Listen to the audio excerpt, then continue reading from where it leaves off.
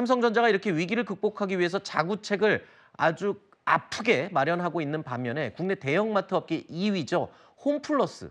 이 홈플러스는 지금 법원 회생 신청을 선택해서 지금 계속 논란이 되고 있습니다. 제대로 하는 거 맞나? 라는 의심 섞인 시선들이 쏟아져 나오고 있습니다.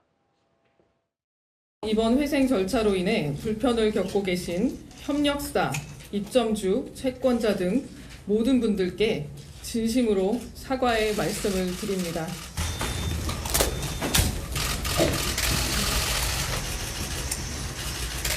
선제적 기업 회생이라는 생소한 개념까지 동원하며 신개념 먹튀를 시도하고 있습니다. MBK의 탐욕으로 인한 경영 실패를 인정하고 사과하십시오. 자, 홈플러스가 기업 회생 절차에 돌입한 건 사모펀드 MBK가 인수한 지 10년 만인데요. 이 MBK의 김병주 회장, 홈플러스에 물품을 납입하는 소상공인들이 결제 대금을 지급받을 수 있도록 사재를 출연하겠다, 개인 재산을 내놓겠다라고 발표를 했습니다. 전례를 찾기 어려운 일인데 워낙 주변에서 불신을 하니까 저렇게까지 한 건데 그것마저도 사람들이 지금 그렇게 고운 시선으로 안 보고 있어요. 왜 그럽니까? 이 사모펀드라는 정책 때문에 그런 겁니까? 1차적으로는 당연히 그래요? 사모펀드가 돈의 논리에 의해서 움직이는 곳이기 때문에 일부러 뭐 기업 사냥을 하는 곳이다 이렇게 이미지가 씌워져 있잖아요. 네, 맞습니다. 김병주 회장이 정확히 얘기하면 홈플러스의 오너는 아니죠. 그렇죠. MBK를 통해서 이제 지배를 하고 있는 구조인 건데 어쨌든 이번 홈플러스 사태 해결을 위해서 사재 출연을 약속은 했지만 구체적인 재정 지원 방식이나 액수 이런 것들이 이제 빠져 있기 때문에 채권자들은 여전히 지금 의심의 눈초리를 거두지 못하고 있는 그런 상황입니다. 네. 또 하나 홈플러스 정상화라는 근본적인 대책이 없으면 이런 식의 사재 출연도 결국에는 밑빠진 독에 물 붓기밖에 될 수 없다. 그러니까 결국 미봉책에 불과하다라는 지적이 많이 나오고 있습니다. 네. 업계에서는 지금 홈플러스 정상화를 하려면 최소 1조 원 정도의 금액이 필요하다라는 추정이 나오는데 이거를 과연 김 회장의 개인 사재 출연만으로 감당 가능하겠냐.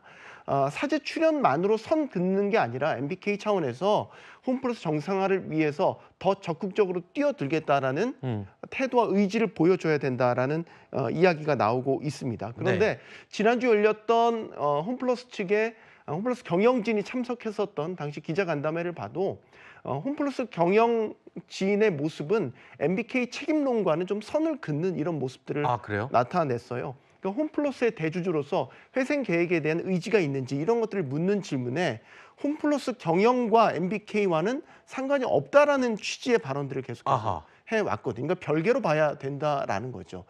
그리고 또 주주로서의 권리로서도 얘기를 했는데 사실 시장에서 얘기하고 있는 거는 MBK가 대주주로서의 책임을 지라라는 이야기를 하고 있는데 이것도 역시 선을 긋는 모습 그리고 김 회장의 어떤 개인 사재 출연으로 일단은 지금의 비판이나 위기만 모면하려는 모습이 아닌가라는 의구심을 계속해서 갖고 있는 겁니다. 자, 이 MBK라는 회사, 이른바 사모펀드라고 아까 말씀을 해주셨는데 이렇게 사모펀드가 손을 대는 기업들이 과거 사례들을 봤을 때 좋은 결과를 낸 적이 없다면서요.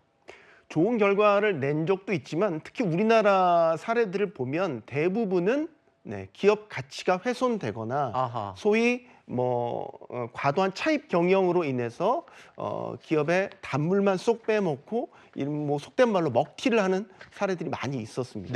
대표적인 게 국내에서는 가구업계 1위였던 한샘이 대표적인 예인데요. 사모펀드가 인수하고 나서 매출이라든지 영업이익이 급감하는 모습을 보였고요. 또 밀폐용기 같은 것도 유명했던 락앤락 같은 경우도 사모펀드 인수된 뒤에 실제 시가총액이 급감을 하고 영업이익이 영업 적자로 전환하는 이런 기업 경쟁력 자체가 아예 훼손이 되는 이런 사례들이 많이 있었습니다. 네, 좋은 사례도 물론 있었겠지만 과거에 이러한 사례들 때문에 이 사모펀드라는 오명에서 벗어나지 못하고 있는 것 같습니다. 앞으로 어떻게 될지 좀 지켜봐야 될 상황이고요. 한 가지만 더 말씀을 드리면 사모펀드가 어떤 기업을 인수합병을 할 때에 원래 본질적인 목적은 위기에 빠진 기업에 긴급 자금을 수여를 하고 경영 정상화를 통해서 기업 가치를 올린 다음에 되팔아서 차익을 남기는 이런 식의 이제 모델을 갖고 있는데 결국 그 업계의 특성을 이해하지 못하고 금융적인 측면으로만 접근한 것이 이런 제2, 제3의 홈플러스 사태를 낳았다. 그런 지적도 있습니다. 그렇군요.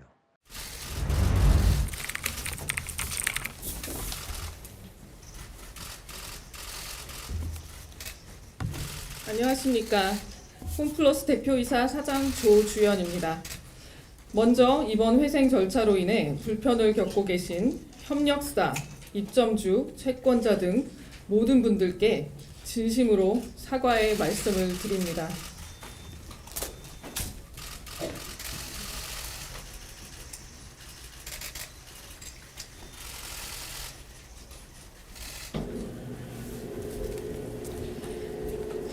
많은 분들의 피해와 불편을 최소화하기 위해 하루라도 빨리 회사를 정상화하는 데 최선을 다하겠습니다.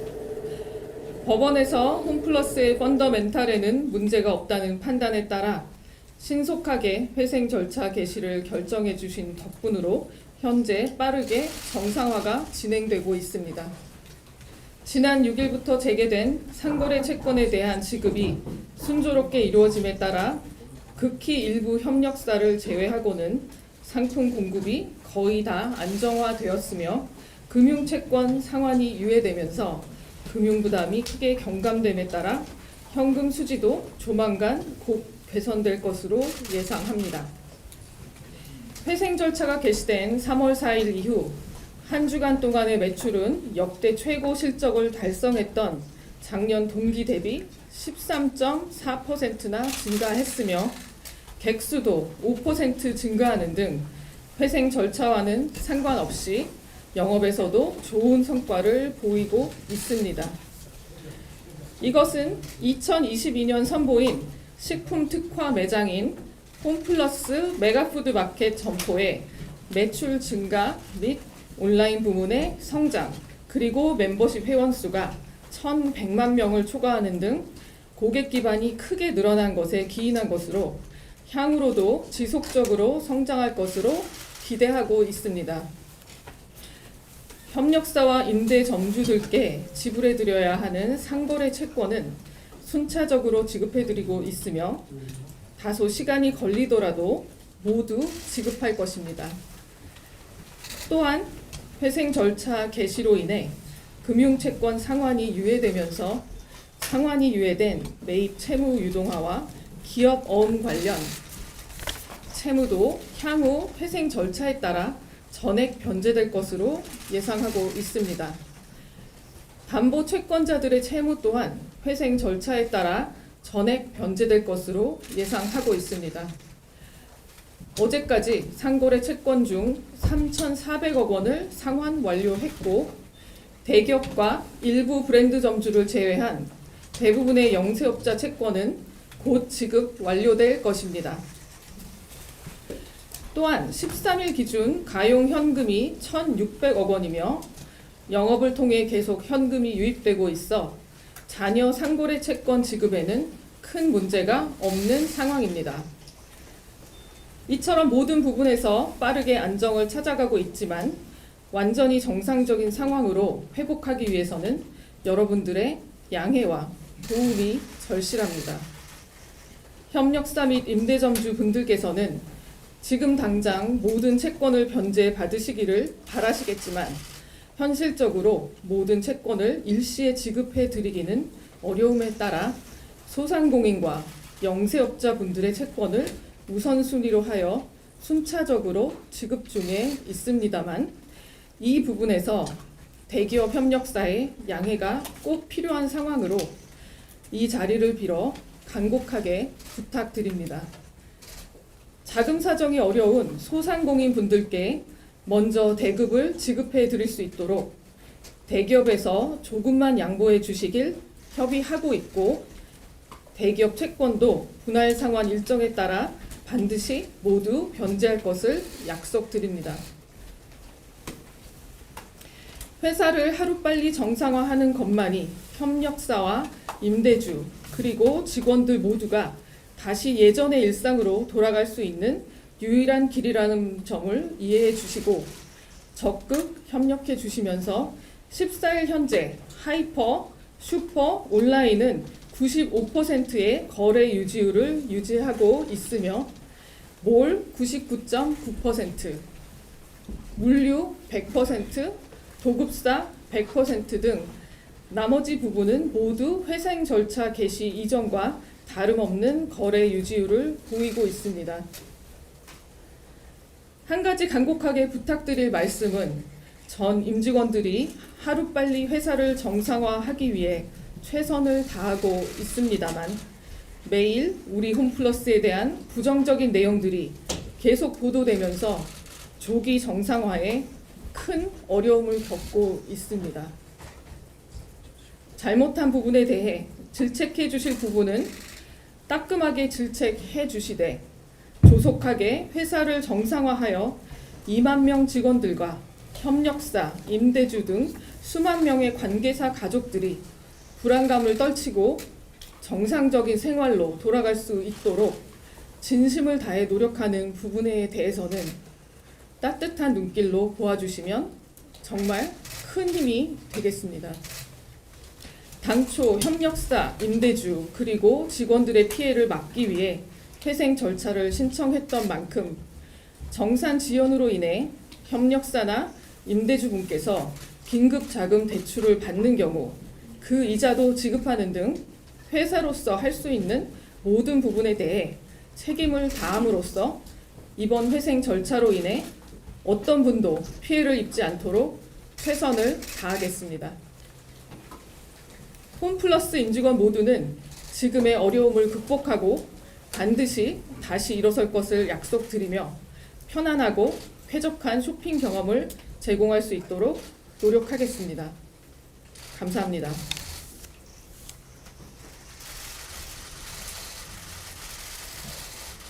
네, 대표이사 사장님께서는 자리로 다시 돌아가 주십시오. 오늘 신문에서 어떤 점 위주로 말씀하셨을까요? 나중에 말씀드리겠습니다. 직원 월급은 잘 나오고 있는 건가요?